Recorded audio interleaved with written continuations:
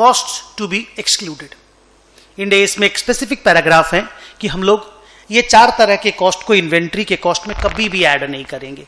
These are the cost which can not be included while determining the cost of inventory. More of memory type का है, but इनको inventory के cost में add नहीं करेंगे। Sir क्या क्या है? अब normal wastage of material, labour and overheads. क्या बोला मैंने? फिर से बोलो। अब normal wastage of material, labour and overhead. मान लो फायर लग गया, नहीं समझे, या मान लो नॉर्मल आउटपुट से कम आउटपुट आप निकाल पाए। कॉस्टिंग में पढ़ते थे ना, हम एग्जांपल भी देंगे अभी। तो सर ये जो अब नॉर्मल वेस्टेज होता है, अब इसमें पैसा तो मेरा लगा है, तो सर क्या करेंगे आप? उसको इन्वेंट्री में अगर ऐड नहीं करने देंगे तो पीएल में डाल के लॉस राइट ऑफ करवा देंगे। Okay. Similarly administrative overhead, selling overhead और स्टोरेज कॉस्ट, ये चारों खर्चा क्योंकि इन्वेंट्री के मैन्युफैक्चरिंग से रिलेटेड नहीं है, हम लोगों को कॉस्ट में ऐड करने नहीं मिलता। एडमिन ओवरहेड, अगर हम लोग बोलते हैं admin overhead that do not contribute to bring the inventories to its present location and condition. लेकिन अगर कोई एडमिनिस्ट्रेटिव ओवरहेड इन्वेंट्री को प्रेजेंट लोकेशन एंड कंडीशन में लाने में इनकर हुआ है, उसको हम लोग बोलते हैं admin overhead of factory nature या प्रोडक्शन नेचर। वो इन्वेंट्री के कॉस्ट में ऐड होगा। फॉर एग्जाम्पल फैक्ट्री में कोई स्टाफ है, सैलरी लेता है, तो वो तो प्रोडक्शन ओवरहेड की तरह ही डिस्कशन होता है। वही तो फिक्स्ड मैन्युफैक्चरिंग ओवरहेड में थोड़ी देर पहले मैं डिस्कस करके गया। लेकिन मान लो ऑडिटर का सैलरी, या मान लो ऑफिस में जो स्टाफ लोग बैठते हैं, सेल्समैन जो बैठता है उसका सैलरी, वो सब इन्वेंट्री के कॉस्ट में ऐड नहीं होता। Similarly selling overheads and last one is storage cost. Storage cost में भी झमेला है कि storage cost if they are necessary in the production process before a further production stage, तो वो स्टोरेज कॉस्ट ऐड होगा। फॉर एग्जांपल रॉ मटेरियल का अगर कोई स्टोरेज कॉस्ट है तो वो इन्वेंट्री के कॉस्ट में ऐड होगा। WIP का कोई स्टोरेज कॉस्ट है, वो इन्वेंट्री के कॉस्ट में ऐड होगा।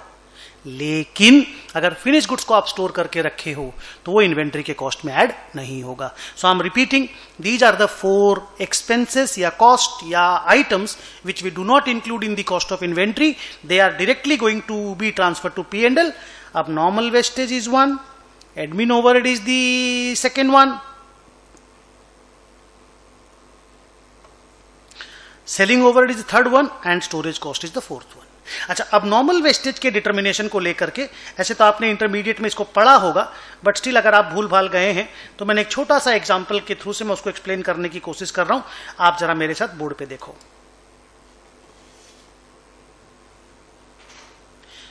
कि मान लो मैं 1 लाख यूनिट का रॉ मटेरियल डाला।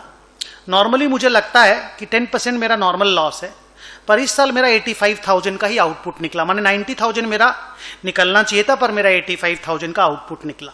तो ये जो 5,000 का जो मेरा अब नॉर्मल वेस्टेज हुआ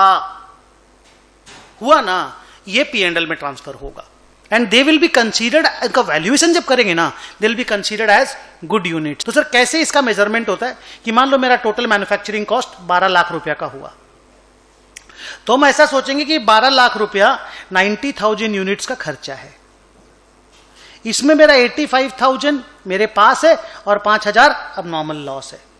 तो 85,000 मेरा बैलेंस शीट में इन्वेंट्री में चला जाएगा, 5,000 मेरे P&L में ट्रांसफर हो जाएगा। हम ऐसा समझेंगे कि 12 लाख रुपया 90,000 यूनिट के लिए लगा।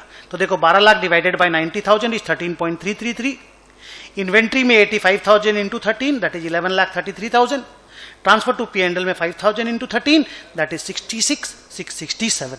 ये अब नॉर्मल वेस्टेज है जो P&L में ट्रांसफर होगा, और ये इन्वेंट्री है जो बैलेंस शीट के एसेट साइड में जाएगा।